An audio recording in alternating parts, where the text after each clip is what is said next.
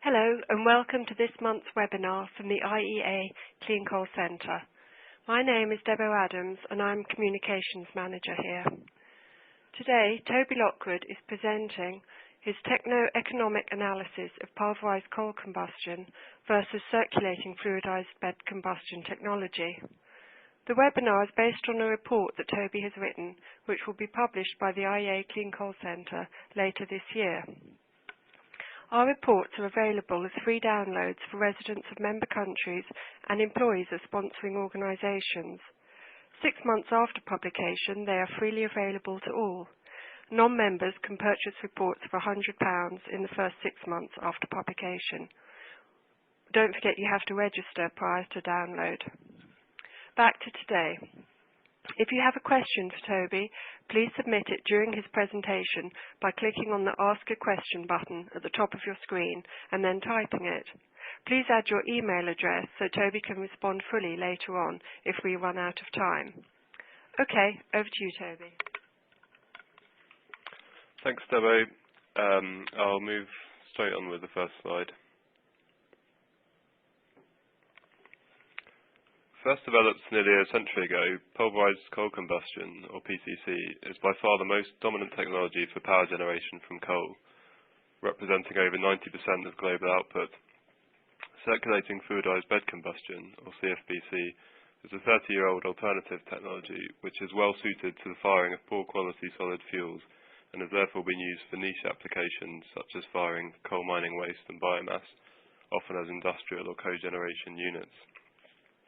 In the past, adoption of CFBC for larger utility projects has been slow due to higher costs and lower efficiencies, despite the additional advantage of low-cost emissions reduction with the younger technology. However, particularly in the last 10 years, important advances such as the development of larger supercritical CFB boilers and reduced costs have allowed CFBC to offer a viable alternative to PCC for utility power projects, and as a result, a number of large-scale CFBC projects have been completed worldwide. Which technology is the most appropriate for a given application may now depend strongly on a range of factors, including fuel type, local emissions limits, available space, and the market available for solid bioproducts. This webinar will look at some of the motivating factors behind recent large CFBC projects before comparing performance and costs of the two technologies. Firstly, I'm going to give a brief overview of each boiler type. In PCC, coal is ground finely enough to ignite in a flame when injected with air into a hot furnace. The coal particles burn at high temperatures of over 1300 degrees and achieve complete combustion in around a second. State-of-the-art ultra-supercritical PC boilers produce steam at over 600 degrees and can attain efficiencies of up to 47%. However, boilers are designed for a particular coal specification, and too much variation in the fuel can have a detrimental effect. In particular, high mineral content can be problematic as it will melt and cause slagging and fouling of boiler surfaces. In CFBC, a bed of fuel and other material is suspended by high pressure air from the furnace floor, giving it fluid-like properties and allowing complete mixing. Particles are entrained throughout the furnace, but cyclones are used to separate escaping solids from the flue gases and return them to the lower furnace.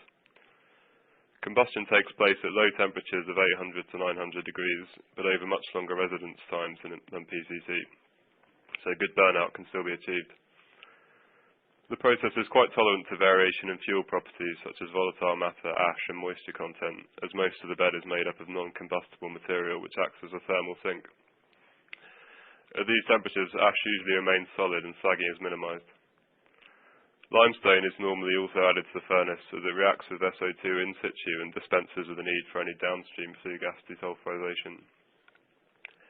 NOx emissions are also naturally around a third lower than for PCC due to the low combustion temperature and reducing conditions in the furnace.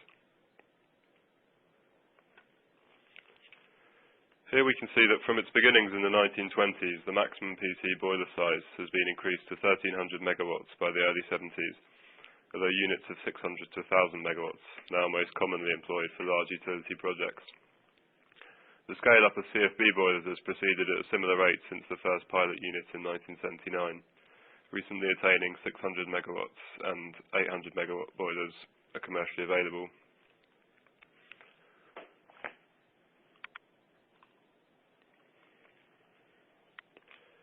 Focusing on the recent scale-up of CFBC, this spot highlights some significant utility CFBC projects from the last 20 years.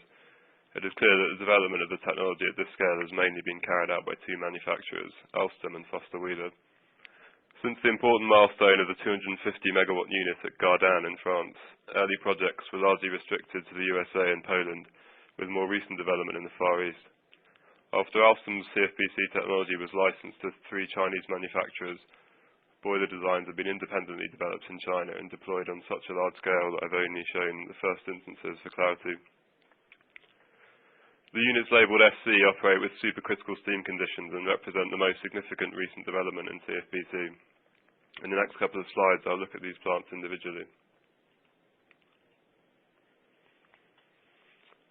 A 460 megawatt CFB boiler designed by Foster Wheeler for Łygisze power plant in Poland was the first supercritical CFBC unit ever built, and it has been successfully operating since 2009. It fires local bituminous coal but has the capability to co-fire up to 10% biomass. A 600 megawatt CFB boiler at Baima Power Station became the first supercritical CFB in China and the largest in the world when it began trial operation earlier this year. Designed by Dongfang Boiler Works, the unit fires the high ash anthracite found in Sichuan province.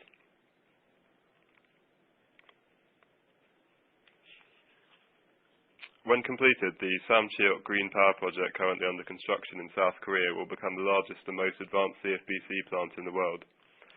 4 550 megawatt boilers using ultra-supercritical steam conditions are scheduled to be commissioned in 2015, to be followed by 4 more to bring total output to 4.4 gigawatts.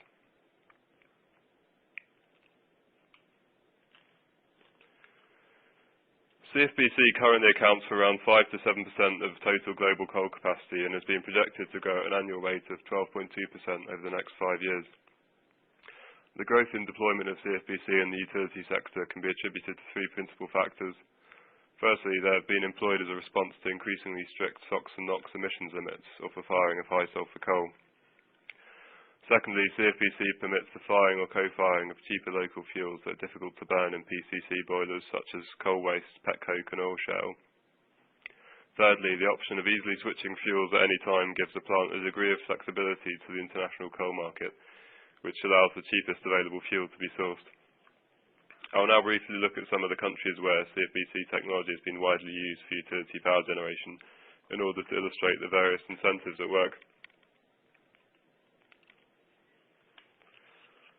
By far the major part of utility CFBC growth has taken place in China, where over 65 300 megawatt units have been built in the last 6 years, and total capacity of all units amounts to up to 100 gigawatts, or over 10% of the country's coal capacity. These units have been primarily aimed at firing high ash and low reactivity fuels such as waste coal and the high ash anthracite found in the south of the country, but a number have also been used for lignite. Water scarcity in some regions is also a factor favouring the use of CFBC. In the USA, CFBC experienced a surge in popularity for utility projects in the 2000s, when it was used for around 1/3 of all large-scale coal units built.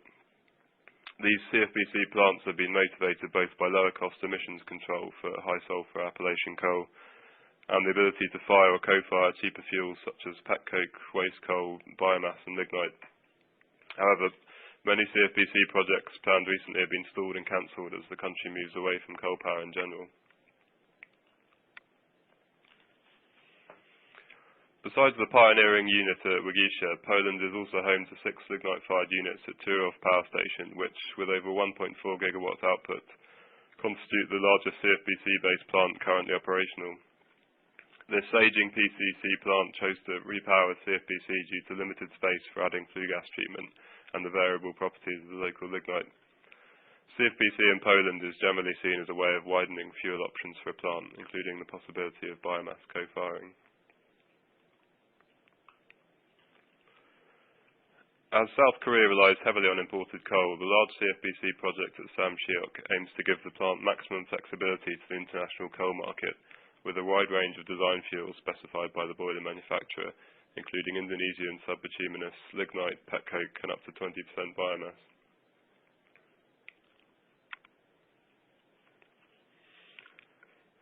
Combustion efficiency in CFBC can be comparable with PCC, but it is sensitive to fuel type and optimal operation of the boiler. Problems with high residual carbon and ash have been experienced in anthracite-fired boilers in China in particular.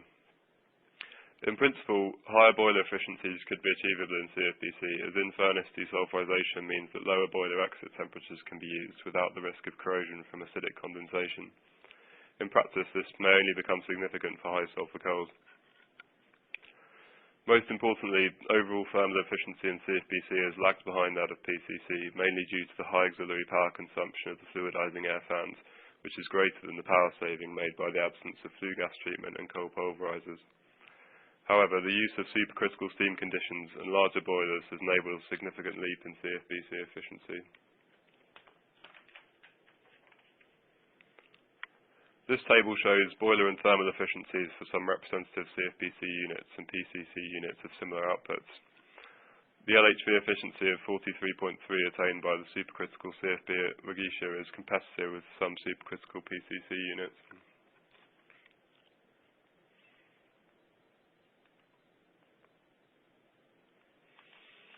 CFBC plants usually lose from 8 to 10 percentage points in auxiliary power consumption compared to PCC plants which can approach 6 percentage points even with wet FGD.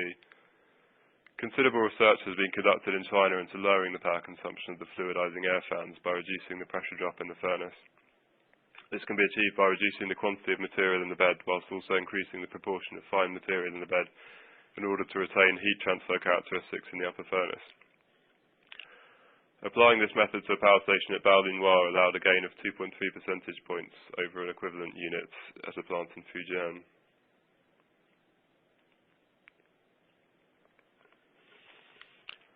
The large mass of inert bed material in CFBC has an influence on a boiler's ability to quickly change its output when in load-following mode. Ramp rates can be restricted to 2 or 3% MCR per minute to preserve steam quality, compared to up to 5% achievable in PC boilers. The large mass of bed material also makes startup from cold more time-consuming than in PCC, as well as being demanding on oil or gas startup fuels. On the other hand, CFB boilers are very effective at hot restarts after short periods of downtime, as the bed material and refractory can retain heat for up to 18 hours. Low loads such as 40% MCR are possible in CFBC, even for low volatile fuels, which can require supplementary oil and gas in PC boilers. However, desulfurization in the furnace can be negatively affected at low loads and under rapid changes in output.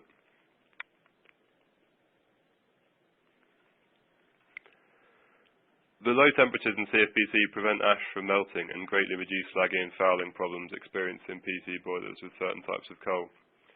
However, low melting point ash or local overheating due to poor fluidization can increase the stickiness of bed materials sufficiently for agglomeration to occur, forming large pieces which further disrupt the fluidization. This was a particular problem at the JEA Northside boiler in Florida, where highly alkaline ash led to bed agglomeration and eventually severe slagging of superheaters, as pictured on the left here. The problem was eventually resolved by the addition of a chemical additive to the fuel feed. Erosion can also be a serious concern in CFB boilers, as a large quantity of ash circulates at high velocities and at temperatures at which the hardness of the material is retained. This is a particular problem in China due to the high ash content fuels used. Optimizing the fluidization state in the same way as for reducing fan power consumption can help reduce erosion, as well as employing hard alloy coatings in susceptible areas. This table shows how several large CFB boilers have experienced poor reliability early on before improving through process and design optimization. The agglomeration problems at the Northside power station led to severely low availability, which has since been recovered to a good level. Similarly, although low availabilities were initially recorded for many large units in China due to erosion and ash cooler blockages, an average of 87% was recorded last year. Whilst this still falls short of the national coal plant average of 92%, it should be noted that these CFBC units are often operating under more demanding conditions with very high ash fuel. Recent data from Foster Wheeler designed CFB boilers show that they can operate as reliably as state-of-the-art PC boilers, particularly when used with more conventional fuels.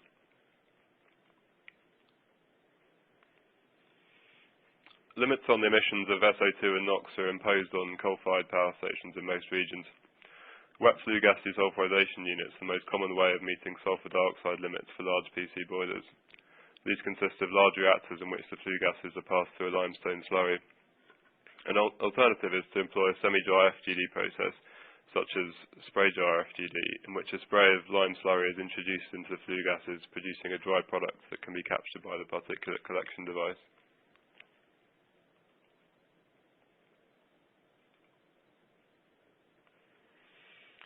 Both these methods of flue gas desulfization require considerable capital expenditure on reactor equipment, with FGD units comprising up to 10% of total plant cost and spray-dry units around 30% cheaper than this. On the other hand, the more expensive lime sorbent used in spray dryers leads to higher operating costs. CFBC has the advantage of not requiring additional FGD equipment beyond that needed for storage and preparation of limestone. However, the desulfization in a CFB furnace is less efficient than wet FGD and requires up to 3 times as much limestone per mole of SO2 removed. Despite this, lower fixed costs mean that the operating costs for FGD and CFBC are still low.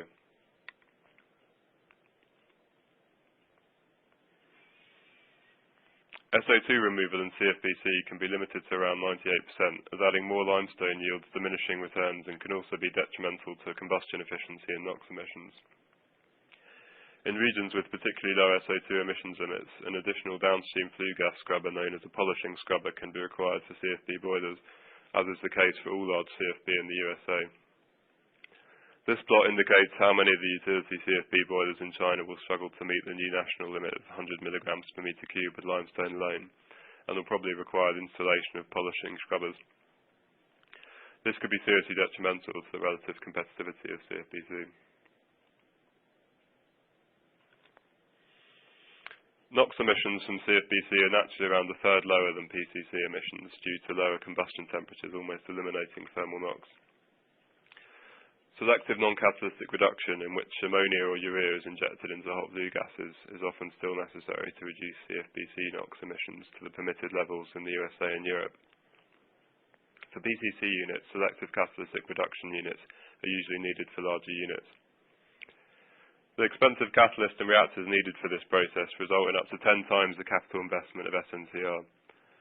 Operating costs of the two processes are more similar, particularly as already low NOx emissions in CFBC help reduce the reagent use.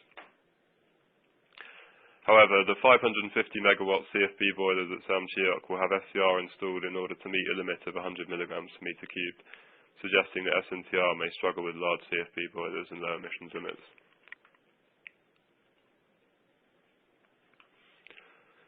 The reducing conditions in CFB boilers also have the less desirable effect of producing up to 10 times more N2O, or nitrous oxide, than PC boilers. This is a greenhouse gas with over 300 times the potency of CO2, and as such has been incorporated into some regulatory systems for greenhouse gas emissions, such as the European Emissions Trading Scheme. Currently, this has little effect on CFBC development, but could create problems in the future.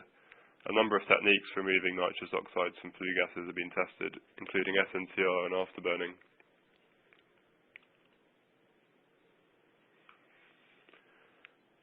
CFBC ash has a significantly different composition to PCC ash due to large quantities of limestone added to the boiler, which result in much higher levels of lime and anhydride.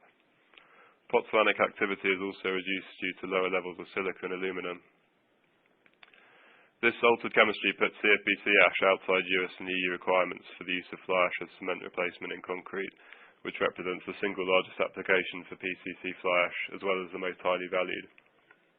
The high levels of lime render CFBC ash self-cementing, but the formation of sulfur-containing minerals during hydration can lead to excessive expansion, which restricts its use in construction applications. On the other hand, these properties, combined with high alkalinity, make the ash useful for mine reclamation activities such as soil remediation and prevention of acid drainage. These applications dominate the recycle of CFBC ash in the USA and Europe, but may have impeded the development of a wider and higher value market.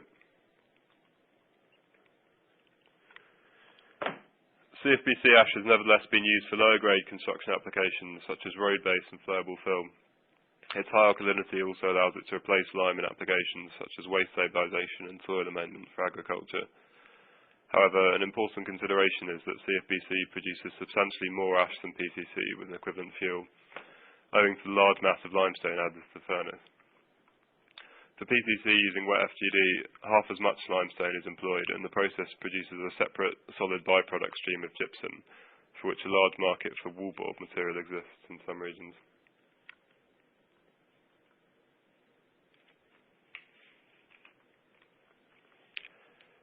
CFBC is an established technology for power generation from biomass, and much of its early development stems from this use in Sweden and Finland. Biomass co-firing with coal is also widespread, with most of the recent large boilers designed by Foster Wheeler allowing for 10 to 20% biomass. Most notable of these is the Virginia City Hybrid Energy Centre, consisting of two 320 megawatt boilers co-firing 20% wood biomass since 2012. The ability to receive coarse fuel feed avoids difficulties of milling biomass for PCC, for which new dedicated mills are often required. Lower combustion temperatures also reduce problems with sagging from low melting point biomass ash. However, in recent years, several large PCC boilers, such as at Drax Power Station in the UK, have been successfully converted for firing up to 100% woody biomass. For more challenging fuels, such as agricultural waste, CFBC is still better suited, although serious problems of bed agglomeration can be encountered with these fuels if operating conditions are not optimised.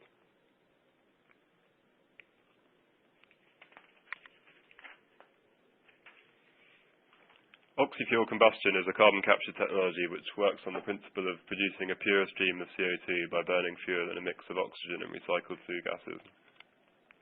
A number of pilot plants of up to 30 megawatts electric for oxy-fuel PCC are operating, whilst one oxy-fuel CFBC pilot of 30 megawatts thermal operates at the Siuden test facility in Spain, pictured here.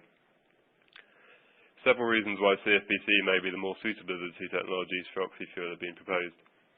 Primarily, the ability to transfer heat from circulating solids as well as flue gases means that in principle very high oxygen concentrations could be employed without leading to overheating. This would have the benefit of significantly reducing flue gas volume and thus boiler size and cost. Other advantages include reduced air leakage into the system due to positive boiler pressures, a lower excess air requirement reducing the demand on the oxygen purification system, and the lack of need for new burner designs required in oxy-fuel PCC.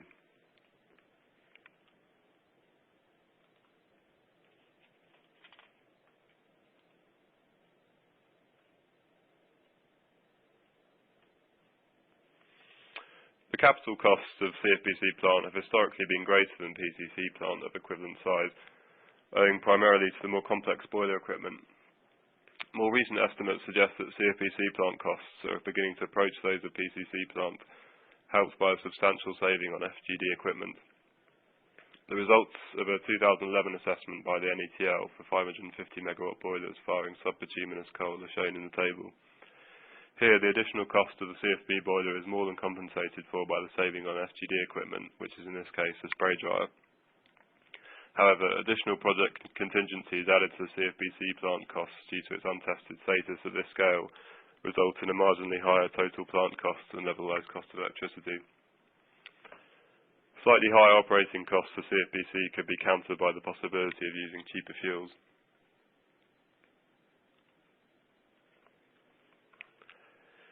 In summary, developments in CFBC technology in the last 10 years, and in particular the successful operation of the high-efficiency supercritical CFB boiler, have allowed these boilers to benefit from economies of scale and offer a competitive alternative for utility power generation. It is therefore possible to take advantage of the fuel flexibility and low-cost desulfization provided by CFBC at larger scales than before. However, such large-scale boilers may be forced to sacrifice some of this fuel flexibility if they are to operate with the high efficiencies and reliabilities required to compete with PC boilers. Potential drawbacks of CFBC include the introduction of emissions limits which overstretch the capabilities of in-situ desulfization, and a market for solid waste which seems fundamentally more limited than that of PC boilers. High nitrous oxide emissions could also become a serious impediment in the future. On the other hand, emerging carbon mitigation strategies such as the co-firing of agricultural waste biomass and oxy-fuel carbon capture may be ideally suited to CFBC. Whilst unlikely to take over from PCC, it seems clear that the adoption of CFBC is yet to reach its peak. The future growth of CFBC will depend heavily on China and whether the recently demonstrated 600 megawatt supercritical unit is followed by deployment on a par with the widespread use of 300 megawatt units. The technology may also find an important new market in India, where it could allow for higher proportions of high-ash domestic coal to be blended with imports. Although Foster Wheeler's CFBC technology was licensed to Indian manufacturer SR in 2011, so far only relatively small-scale projects have followed. So thank you for listening, and I'm going to hand back to Debo to see if any questions have come in. Thank you, Toby, for an interesting presentation. Okay, I'm going to see now what questions there are for Toby.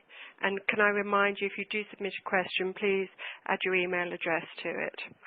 Okay, we've got a couple of questions. First one, Toby. Is the desulfization efficiency of CFB negatively affected under oxy-fuel conditions? So, because of the much higher CO2 concentration in oxy-fuel boilers, the calcination of limestone to lime, which normally takes place, is inhibited. And the direct reaction of SO2 with limestone is much slower than its reaction with lime. So, there are concerns that this could affect the in-furnace desulfization in CFB. However, recent results from the large pilot at Sweden show that as long as the furnace is kept at relatively high temperatures, above 880 centigrade, the calcination takes place and desulfization is actually enhanced. The enhancement may be to do with higher water concentrations, which enhance SO2 diffusion. On the other hand, at low loadings, calcination might still be inhibited, and this could present a problem, but we'll have to see, wait for results coming from Sweden. Okay, there's another question come in. Were the availability data you presented from Foster Wheeler and others based on the boiler only or on the entire power plant? According to the questioner, the numbers look very high if they are for the entire plant. Yeah, I'm not sure about this. The data is from a Foster Wheeler presentation last month, and yeah, I would suggest that they may well be for the boiler only, but I'll have to check on that, and I'll email you a more thorough answer. Thanks, Toby. And can I remind people, if you have other questions that Toby can't answer fully now, do send him an email and download the report when that's available. The next question, Toby. Can CFBC boilers co-fire municipal solid waste? Yes, they can fire a range of solid wastes, and I believe there are a number of quite small-scale boilers that are being used for this purpose.